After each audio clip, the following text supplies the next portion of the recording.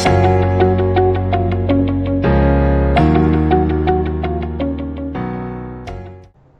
प्यारे बच्चों, this is Tushar Kapoor. I welcome you all on my YouTube and Facebook channel mythical.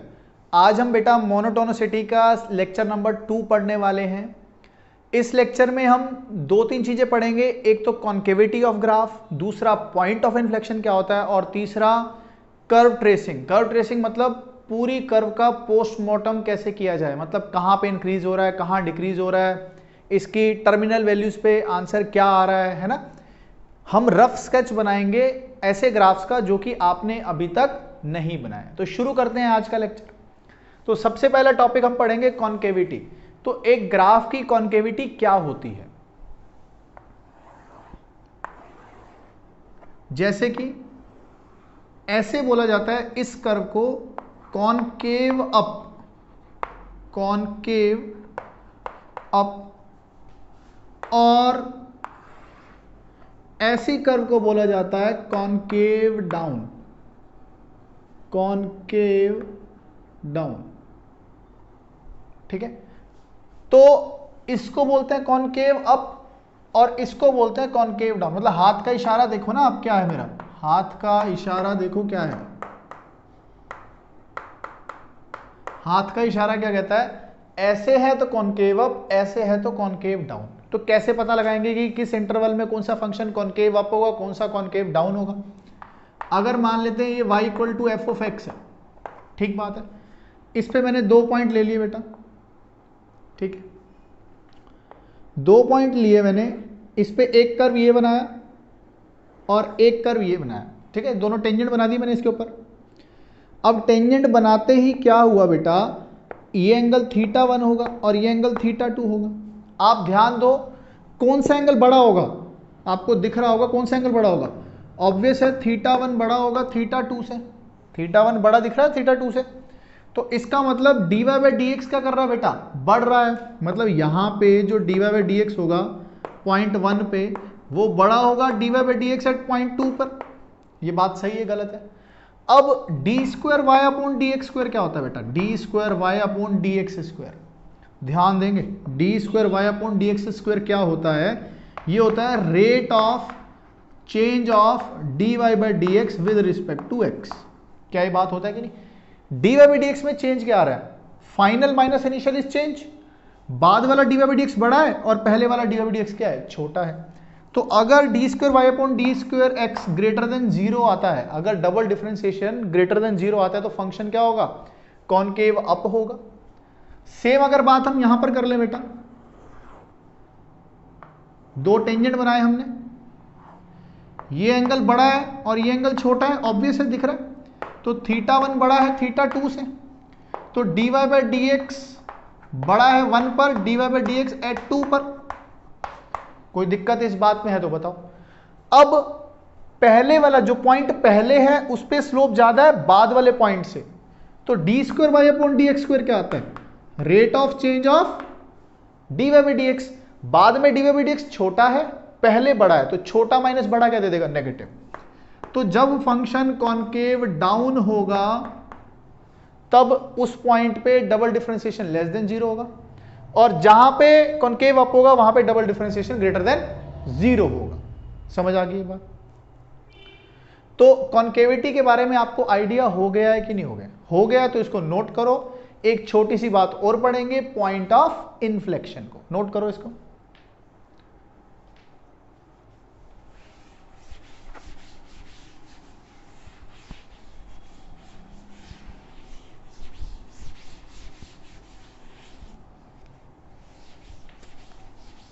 देखो बेटा, point of inflection क्या होता है, पॉइंट ऑफ इन्फ्लेक्शन, इसको बेटा प्यार से पीओआई बोल देते हैं। प्यार से किसने बोला था पहली बार ये तो नहीं पता, लेकिन बोलते इसको पीओआई है। ठीक है, तो पॉइंट ऑफ इन्फ्लेक्शन क्या होता है बेटा, ध्यान देते हैं। It is a point at which concavity changes, at which concavity changes और you can say d square y upon d x square जिस पॉइंट पर जीरो आता है उसे हम पॉइंट ऑफ इन्फ्लेक्शन बोलते हैं। जैसे मैं y equal to sine x का ग्राफ बना रहा हूं बेटा, तो y equal to sine x का ग्राफ देखो, आप ये देखोगे कॉनकेव डाउन चल रहा है, हाथ का इशारा देखो भाई, ये क्या चल रहा है, कॉनकेव डाउन। और जैसे ही मैं इस पॉइंट पे आया देखो ये किसकी तरफ आ गया, कॉनकेव अप की तरफ। देखो ये पूरा पोर्शन जो है यहां से लेके यहां तक ये क्या है, कॉनकेव डाउन, और यहां से लेके यहां तक हाथ का इशारा देखो ये क्या है, कॉनकेव अप। तो जो x इक्वल टू पाई है यहां पर कॉनकेविटी क्या हो रही है बेटा, जीरो हो रही है। यहां पे कॉनकेविटी क्या हो रही है, चेंज हो रही है। कॉनकेव डाउन से कॉनकेव अप शुरू किस पॉइंट पर हुआ, पाई पर। अगर आप चेक भी कर लो डी बाई डी एक्स कितना आएगा, कॉस ऑफ एक्स, और d square y upon d x square कितना आएगा बेटा, ये आएगा माइनस का साइन एक्स। अब मैं अगर यहां पे x को पाई पुट करूंगा तो कितना आ जाएगा बेटा, माइनस साइन पाई, और साइन पाई कितना होता है, जीरो। तो हमें पता लग गया d square y upon d x square इस पॉइंट पर क्या आ गया बेटा, जीरो आ गया है। और जीरो आते ही ये पॉइंट ऑफ इन्फ्लेक्शन बन जाएगा। क्या ये बात समझ आ गई है आपको, बहुत बढ़िया, सही। मैं एक एग्जांपल और ले रहा हूं, y is equal to x cube, ये अच्छा एग्जांपल है। अगर मैं कहूं कि d y by d x कितना आएगा, इसका 3x स्क्वायर आएगा, है कोई दिक्कत। और d square y upon d x square कितना आएगा इसका, ये 6x आएगा। अब ध्यान दो बेटा, at x equal to zero, at x equal to zero पर इसकी स्लोप कितनी आ रही है, जीरो आ रही है। और इसका d square y upon d x square भी कितना आ रहा है, जीरो आ रहा है।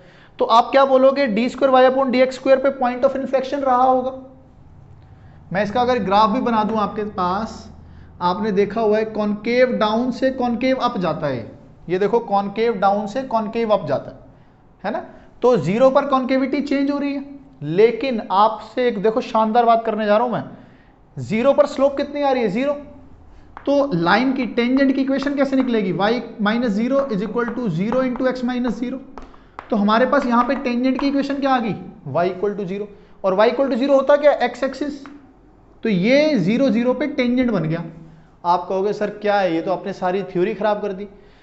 अब जीरो जीरो पे जो टेंजेंट बना है तो कर्व को काटता हुआ जा रहा है, हाँ या ना। ये जो टेंजेंट है कर्व को जीरो जीरो पे काटता हुआ जा रहा है, यही तो खास बात है पॉइंट ऑफ इन्फ्लेक्शन की, यही खास बात है। ये ऐसा पॉइंट होता है अगर उस पर टेंजेंट डालें तो वो कर्व को क्या करता है, काटता हुआ जाता है। क्या ये बात समझ आ गई। ये जो शब्द मैंने बोले हैं ना, ये आपकी कॉपी में उतर जाने चाहिए। Point of concavity, point of inflection वो पॉइंट है जहां पर टेंजेंट डाला जाए तो वो कर्व को काटता हुआ जाता है। क्या ये बात समझ आ गई है कि नहीं, सही। दो बातें अब हमें आती हैं, एक तो आती है कॉन्केविटी के चेक कैसे करनी है, और एक पॉइंट ऑफ इन्फ्लेक्शन कैसे निकालना है। ये दो बातें पता है। पिछले लेक्चर में हम इंक्रीजिंग डिक्रीजिंग फंक्शन पढ़ चुके हैं, अब इनकी हेल्प से हम ग्राफ्स का पोस्टमार्टम करने वाले हैं। तैयार हो बच्चों, तैयार हो तो इसको नोट करो और क्वेश्चंस करने शुरू करते हैं। चलो देखो बेटा, इस फंक्शन को, बहुत ही शानदार फंक्शन है। y is equal to x upon l n x का ग्राफ बनाने को बोल रहा है। सोचा था कि सपने में ऐसा भी ग्राफ हम बनाएंगे, देखो अब हम बनाने वाले हैं। x upon l n x का ग्राफ कैसे बनेगा, तो सबसे पहले हमें क्या चेक करना है कि फंक्शन इंक्रीजिंग डिक्रीजिंग कहां पर हो रहा है।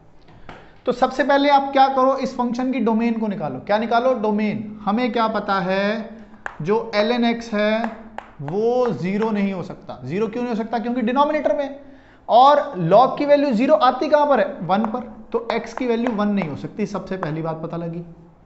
और दूसरा, लॉग तो चिल्ला चिल्ला के बोलता है कि भाई मेरे अंदर जो भी आएगा वो पॉजिटिव होना चाहिए, तो x पॉजिटिव तो होना ही चाहिए है, हाँ या ना, समझ आ गई बात।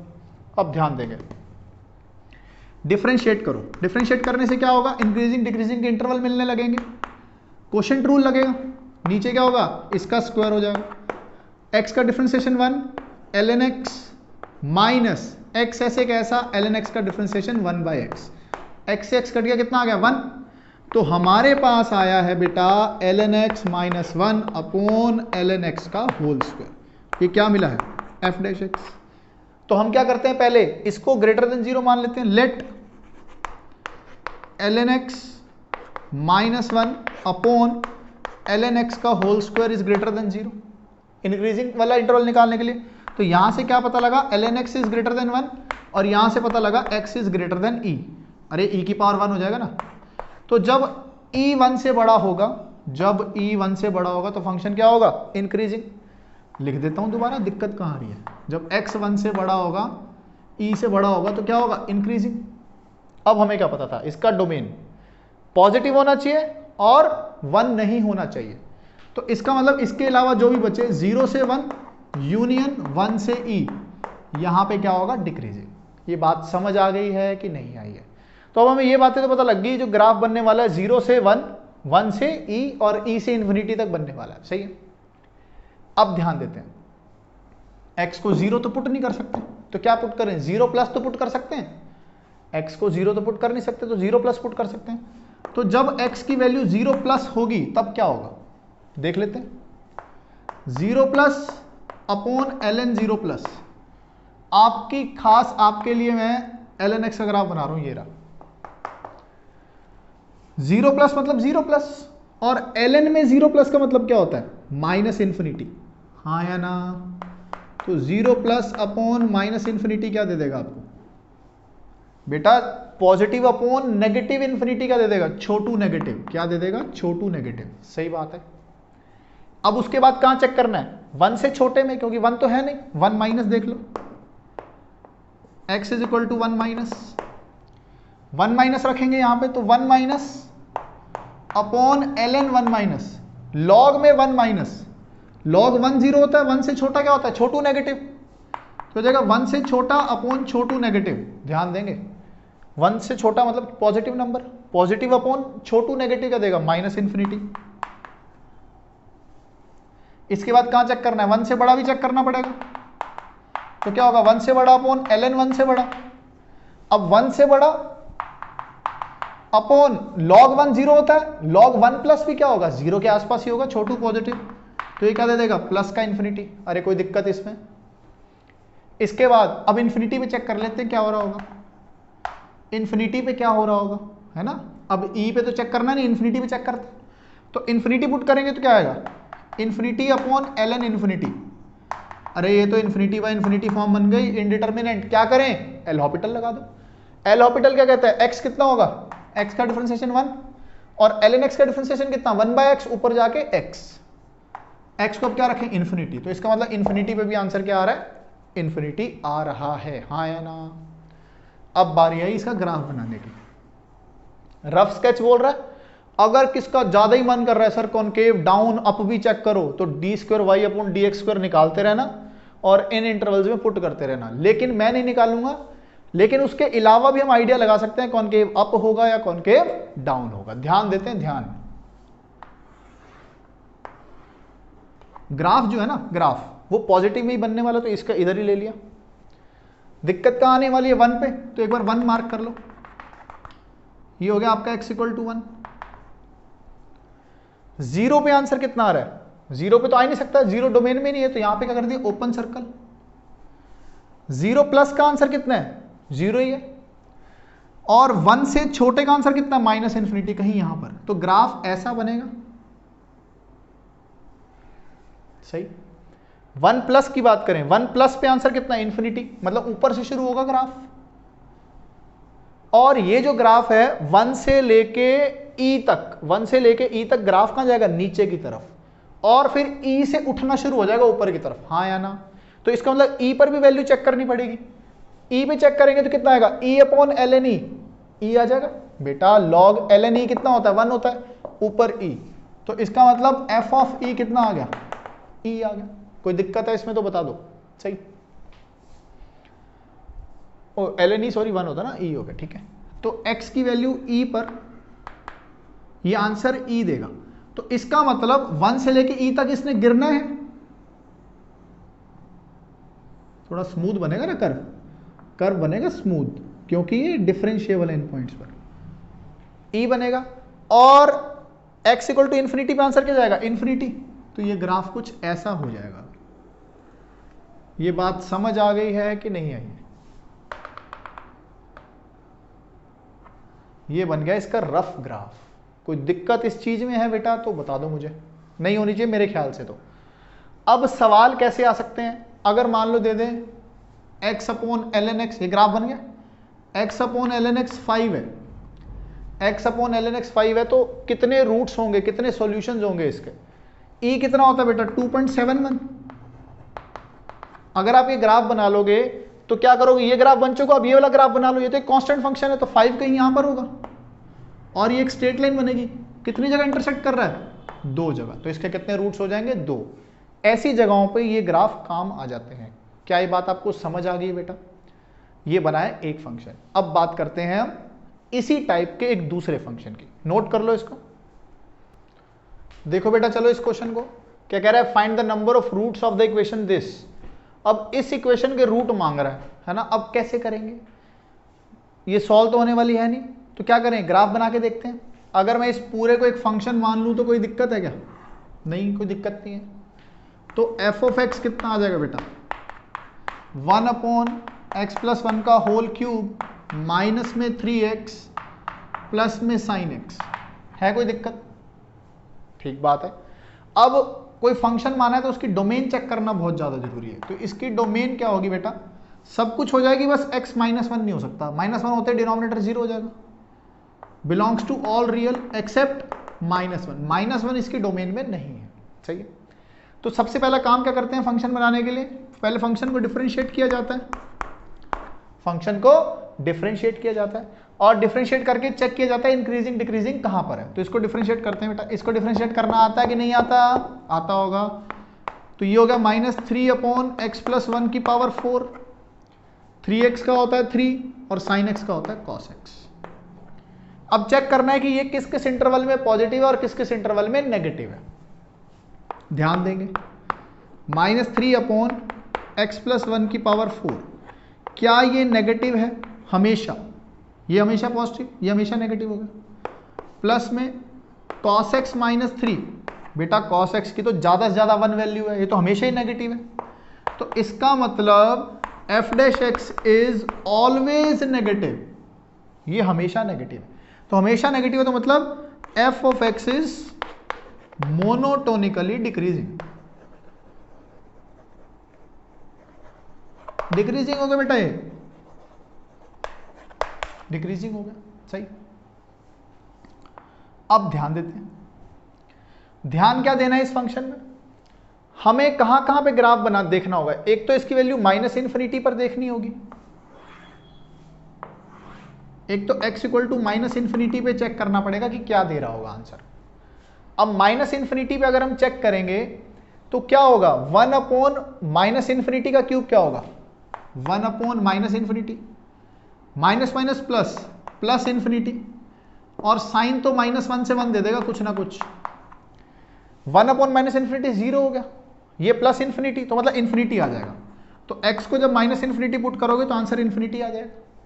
अब -1 से इधर की बात भी तो करेंगे, -1 से जस्ट इधर की, क्योंकि -1 पे तो फंक्शन बनेगा ही नहीं, तो -1 से जस्ट छोटे की बात करेंगे बेटा। तो -1 से जस्ट छोटा पुट करेंगे इसमें, तो -1 से जस्ट छोटा +1, तो क्या होगा, ध्यान दो ध्यान, -1 से जस्ट छोटा, तो ये नेगेटिव नंबर आ जाएगा, नेगेटिव नंबर का क्यूब और छोटू नेगेटिव आ जाएगा, तो आ जाएगा 1 अपॉन छोटू नेगेटिव, -1 से छोटा तो ये +3 आ जाएगा, और ये कितना आ जाएगा, साइन ऑफ -1 कुछ भी आ जाएगा, ठीक है। 1 अपॉन छोटू नेगेटिव क्या दे देगा बेटा, -∞। अब ये तो फाइनाइट क्वांटिटी है तो आंसर कितना आ जाएगा, -∞। अब -1 से उधर की बात भी करेंगे तो -1 प्लस -1 से 0 की तरफ, तो ये क्या दे देगा, छोटू पॉजिटिव, तो 1 अपॉन छोटू पॉजिटिव, और ये तो एक फाइनाइट क्वांटिटी आने वाली है, 1 upon Chhotu positive will give plus का इन्फिनिटी, हाँ या ना। अब कहां पे चेक करें, प्लस इन्फिनिटी पे, प्लस इन्फिनिटी चेक करेंगे, इन्फिनिटी +1 इन्फिनिटी, उसका क्यूब फिर इन्फिनिटी, 1 अपॉन इन्फिनिटी 0, हाँ या ना। -3 इंटू इन्फिनिटी, माइनस का इन्फिनिटी, तो इन्फिनिटी पर आंसर कितना आ रहा है, -∞, हाँ या ना। अब इसका ग्राफ बनाने की कोशिश करें,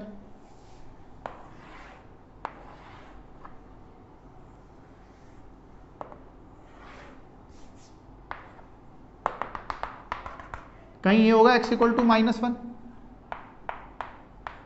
ये होगा x इक्वल टू -1, हाँ या ना। ध्यान दो, माइनस इन्फिनिटी पे आंसर कितना है, प्लस इन्फिनिटी, और -1 से जस्ट इधर कितना है, माइनस इन्फिनिटी। तो ये ग्राफ कुछ ऐसा बन जाएगा, ठीक बात। -1 से जस्ट बड़े पे आंसर प्लस इन्फिनिटी, और इन्फिनिटी पे आंसर कितना, माइनस इन्फिनिटी। बात सही है गलत है? ये ग्राफ आपका बनने वाला। क्या ये बात आपको समझ आ गई है कि नहीं आई है? अब बोला गया है इसके रूट्स बताओ। रूट्स कैसे निकलते हैं किसी भी एक ग्राफ के, जब ग्राफ एक्स एक्सिस पे जितनी जगह इंटरसेक्ट करता है उतने क्या होते हैं, रूट्स। अब एक्स एक्सिस को कितनी जगह काट रहा है, 1 और 2, इससे कितने रूट्स आ गए, 2 रूट्स। ये बात समझ आ गई है कि नहीं? था ना बढ़िया सवाल? और बढ़िया करने वाले हैं, नोट करो इसको, अगला बढ़िया सवाल करते हैं। देखो बेटा बच्चों, इस क्वेश्चन को कैसे करना है, वही ग्राफ सेम काम, क्या करें, डिफरेंशिएट करते हैं। तो इसका डिफरेंशिएशन क्या होगा, 4 आ जाएगा 12 cos क्यूब x, और cos का कितना होता है, माइनस साइन,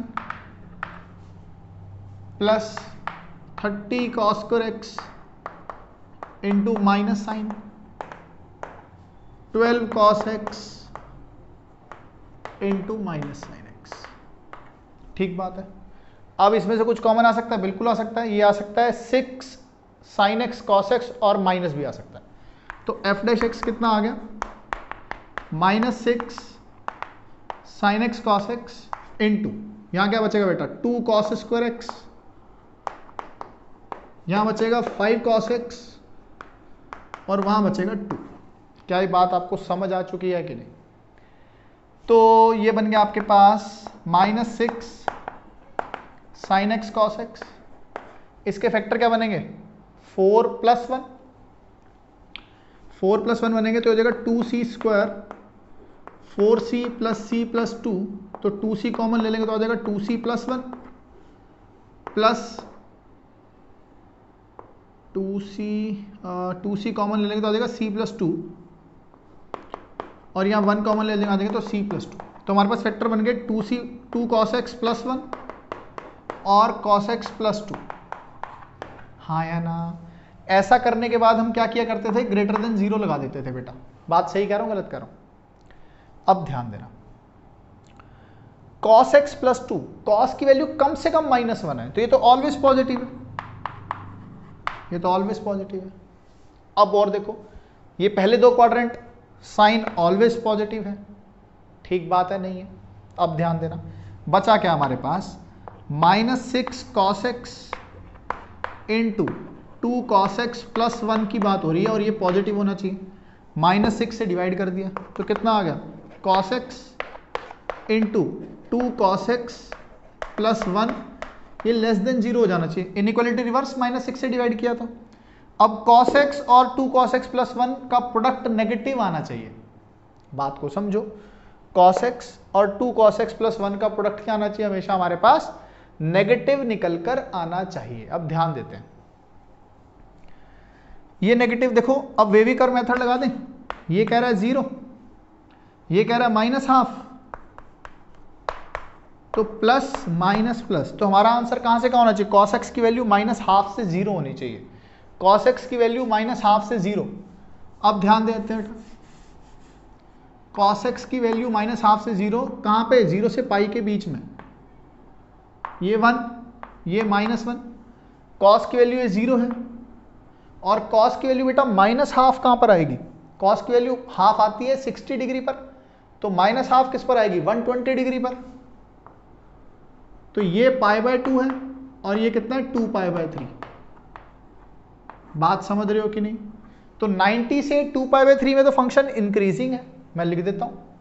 तो हमारे पास यहां से क्या आया बेटा, π/2 से 2π/3 में तो ये है इंक्रीजिंग, और इसके अलावा जो भी इंटरवल बच गया वहां पे फंक्शन क्या है, डिक्रीजिंग। मैं लिख देता हूं, इसके अलावा फंक्शन क्या बच गया, 0 से पाई में क्या है, 0 से π/2 यूनियन 2π/3 से पाई।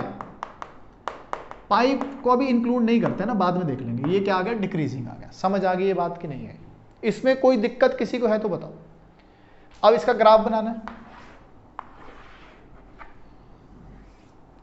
पॉजिटिव में बनना तो इसको बढ़ा देते हैं।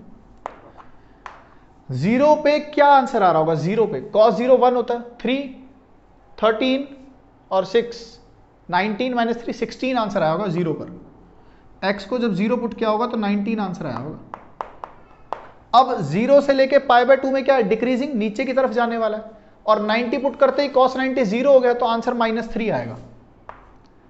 π/2 पे आंसर -3 आने वाला है।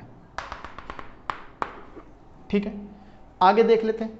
π/2 के बाद ये 2π/3 की बात कर रहा है। 2π/3 कितना होता है? cos 2π/3 होता है -½ तो -½ पुट करेंगे तो कितना आएगा? 3/16 -10/8 प्लस 6/4 एंड -3। अब इसका एलसीएम ले लेते हैं, तो इसका एलसीएम लेंगे तो कितना आएगा? नीचे 16 आ जाएगा, ऊपर कितना आ जाएगा? 3 -20 प्लस 4 × 24 माइनस 16 × 3 कितना होता है? 48।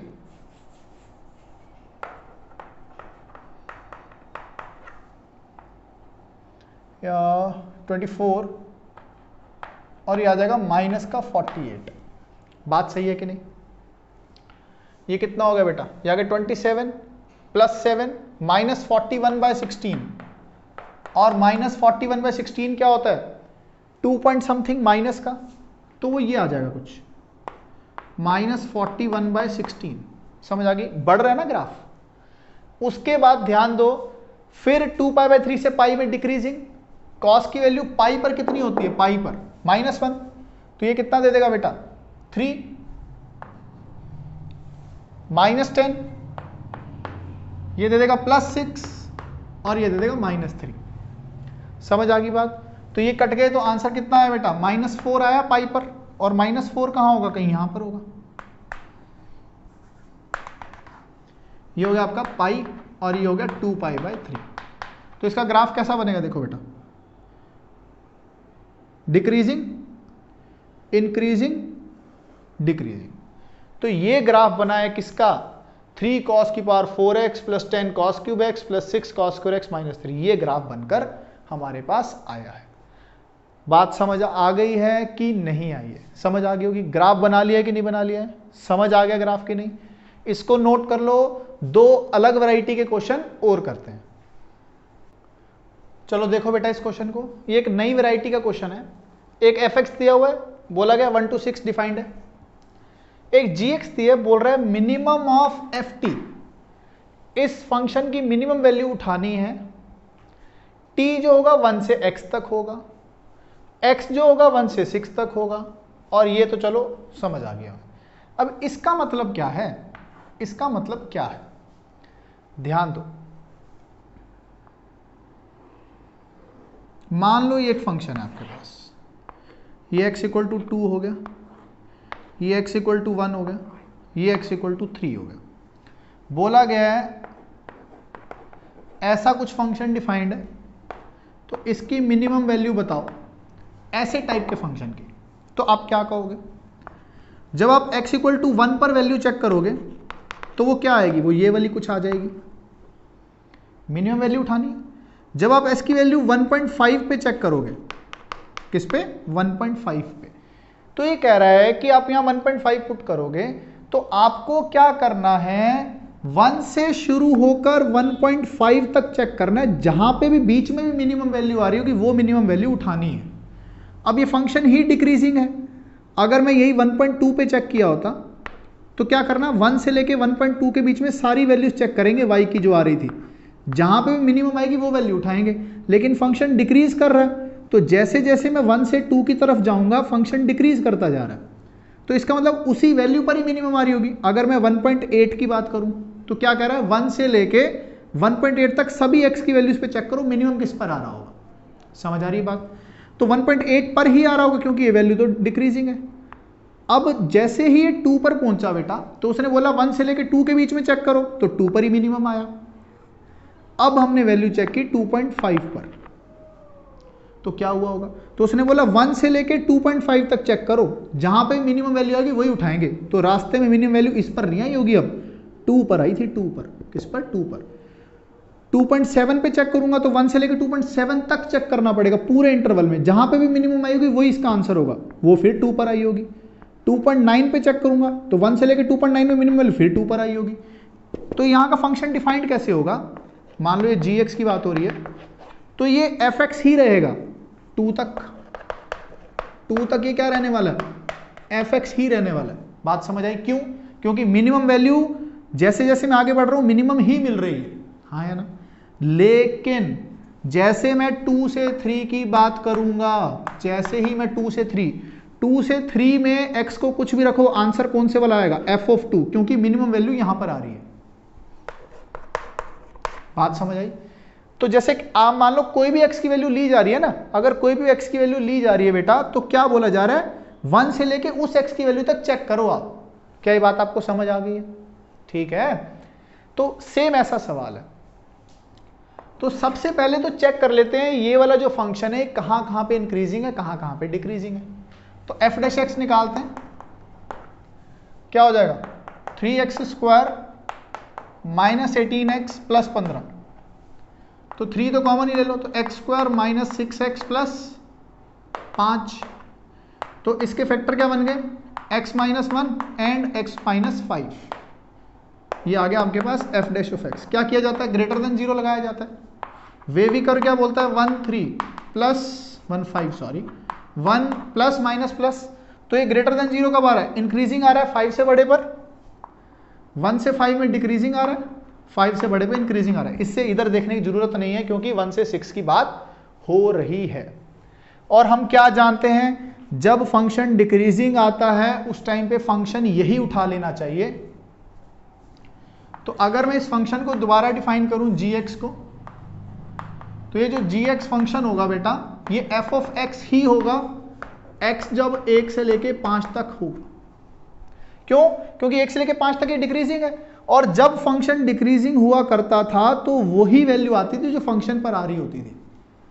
अब 5 के बाद जैसे 1 से लेके 5 तक तो ये डिक्रीजिंग हुआ, 5 से लेके 6 में इंक्रीजिंग आएगा ना, तो 5 से लेके 6 के बीच की, अगर 5 से लेके 6 के बीच की x की वैल्यू डालूं और पूरे इंटरवल में चेक होगा मिनिमम वैल्यू कहां पर आई होगी, 5 पर ही आई होगी। बात समझ आ रही है कि नहीं?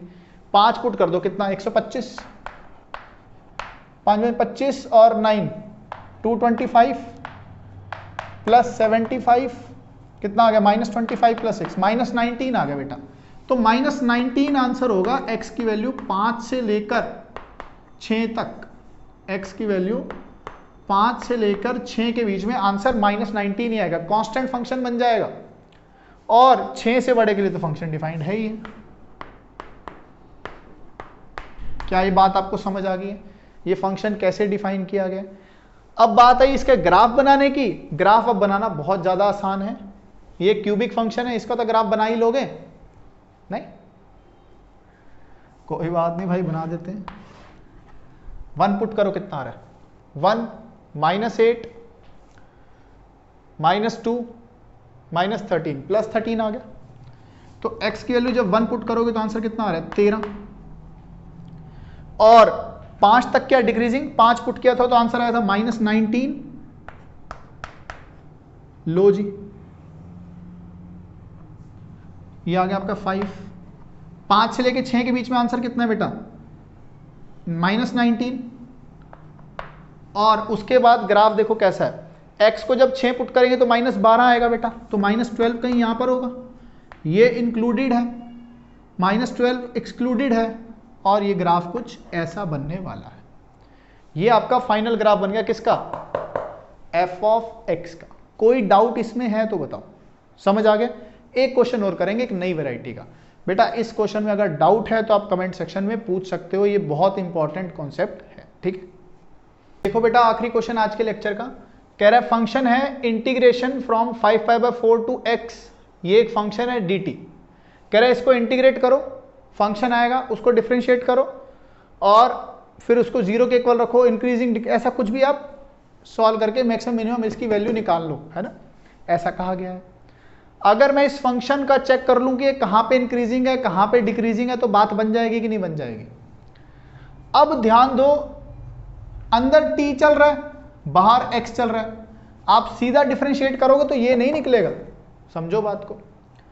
मैं एक ना लेबनिज मेथड होता है, इसको हम पढ़ेंगे बेटा, इसको हम पढ़ेंगे, न्यूटन लेबनिज थ्योरम को हम पढ़ने वाले हैं डेफिनेट इंटीग्रेशन में, लेकिन इसका सवाल यहां पे करना जरूरी है, तो मैं बता देता हूं, इसका प्रूफ नहीं कराऊंगा, प्रूफ वहीं कराऊंगा। अगर आपके पास y दिया हुआ है f ऑफ x gx अंदर ht dt दिया हुआ, यहां पे देखो नीचे कांस्टेंट फंक्शन है, ये भी वेरिएबल हो सकता था तो मैंने वेरिएबल ले लिया। तो dy बाई dx क्या होता है, इसको डिफरेंशिएट कैसे करते हैं, ध्यान देना, लेबनिज मेथड है, इसको मैं इसका प्रूफ कराऊंगा डेफिनेट में। तो क्या करते हैं, ऊपर वाली लिमिट का डिफरेंशिएशन, ऊपर वाली लिमिट का डिफरेंशिएशन, फंक्शन में हर एक t की जगह ऊपर वाली लिमिट पुट कर दो, हर एक t की जगह ऊपर वाली लिमिट, तो क्या हो जाएगा h ऑफ fx माइनस नीचे वाले का differentiation into h of gx, ये होता है इसका डिफरेंशिएशन। अभी के लिए आप इतना ध्यान रख लो बस, समझ आ गई बात। अब क्या करते हैं, इसका डिफरेंशिएशन करूंगा तो क्या होगा, x का डिफरेंशिएशन तो 1 होता है, और हर t की जगह x रख दूं तो कितना 3 sin x plus 4 cos x, 3 sin x plus 4 cos x, और इसका डिफरेंशिएशन कितना होता है बेटा 0। अब ये तो 0 इंटू कुछ भी क्या हो जाएगा, ये तो 0 ही हो जाएगा ना। कोई दिक्कत इसमें है तो बता दो, इसमें कोई दिक्कत है तो बता दो, मुझे नहीं आ रही होगी। अब 5 पाई बाय 4 से 4 पाई बाय 3 की बात हो रही है, 5 पाई बाय 4 से 4 पाई बाय 3 की बात हो रही है बेटा। तो क्या होगा इसमें, अगर मैं क्या करूं 5 से डिवाइड और 5 से मल्टीप्लाई कर दूं, 5 से डिवाइड और 5 से मल्टीप्लाई कर दूं तो क्या मिलेगा मुझे, ये कितना होता है बेटा cos 53 डिग्री, तो साइन है cos b प्लस cos है साइन b, तो f डैश x कितना आ गया मेरे पास, ये आ जाएगा बेटा sine of what x plus 53 degrees, x plus what 53 degree. अब ये कितना है बेटा 225 डिग्री, और ये कितना है 240 डिग्री, तो 225 से 240 डिग्री की बात हो रही है बेटा। 225 क्या होता है, नेगेटिव होता है, थर्ड क्वाड्रेंट है, कॉस भी नेगेटिव होता है, सही बात है, नहीं फील आ रही तुम्हें। तो देखो साइन ऑफ इंटू 5 आ गया, साइन ऑफ 225 में 53 ऐड करूंगा तो कितना आ जाएगा 78, से इसमें 53 ऐड करूंगा तो 293 डिग्री आ जाएगा। तो इसका मतलब अगर इनमें इंटरवल में चेक करूं तो साइन का ही एंगल आएगा, और ये कौन सा क्वाड्रेंट है, फोर्थ क्वाड्रेंट है, फोर्थ क्वाड्रेंट में साइन क्या होता है नेगेटिव, तो f डैश x हमारे पास क्या आ गया बेटा नेगेटिव, f डैश x क्या आ गया नेगेटिव। तो इसका मतलब इस इंटरवल में f ऑफ x क्या था decreasing, f of x is decreasing in कितना 5 पाई बाय 4 से 4 पाई बाय 3। क्या ये बात आपको समझ आ गई है, मैं फटाफट बता देता हूं इसको डिफरेंशिएट कैसे करते हैं। ऊपर डिफरेंशिएट हर t की जगह ये पुट कर दो, माइनस नीचे डिफरेंशिएट हर t की जगह ये पुट कर दो, कर दिया हमने इसको डिफरेंशिएट किया, x का डिफरेंशिएशन 1 आ गया, हर t की जगह x पुट कर दिया, माइनस इसका डिफरेंशिएशन तो 0 ही है तो सिर्फ ये रह गया, मैंने 5 से मल्टीप्लाई 5 से डिवाइड किया तो ये बन गया साइन x प्लस 53 डिग्री। अब चेक किया मैंने ये एंगल पुट करके कि साइन हमेशा क्या आ रहा है, हमेशा नेगेटिव आ रहा है। f डैश x नेगेटिव आने का मतलब क्या, फंक्शन इज ऑलवेज डिक्रीजिंग, ये बात समझ आ गई। फंक्शन डिक्रीजिंग है तो इसका मतलब मैक्सिमम वैल्यू इस पर आनी है और मिनिमम वैल्यू इस पर आनी है, मैक्सिमम आनी है इस पर और मिनिमम आनी है 4 पाई बाय 3 पर। तो पहले मैक्सिमम वैल्यू निकाल लें इसकी, मैक्सिमम वैल्यू तो क्या करेंगे, x की जगह 5 पाई बाय 4 पुट कर देंगे बस, 5 पाई बाय 4 से 5 pi by 4 into 3 sin t plus 4 cos t dt। अब ध्यान दो बेटा, अपर लिमिट लोअर लिमिट दोनों बराबर हैं तो इंटीग्रेशन करके जब upper limit minus lower limit put करोगे आंसर कितना आएगा 0। तो इस फंक्शन की मैक्सिमम वैल्यू कितनी आ गई 0 आ गई।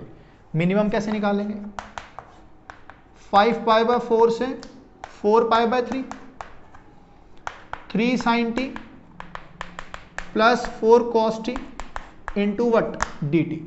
अब आपको करना क्या है, इसका इंटीग्रेशन जानते हो क्या, इंटीग्रेशन जानते हो और बाद में इंटीग्रेट करके ये लिमिट्स आपको क्या कर देनी है, पुट कर देनी है। मैं करके दिखा देता हूं। साइन का इंटीग्रेशन क्या होता है? Minus cos. फिजिक्स में पढ़ा है कि नहीं पढ़ा?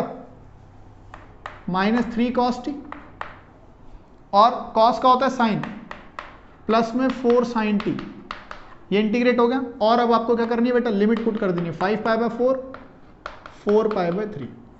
तो क्या करेंगे? 4π/3 पुट कर देना, 3 cos 4π/3 प्लस 4 sin 4π/3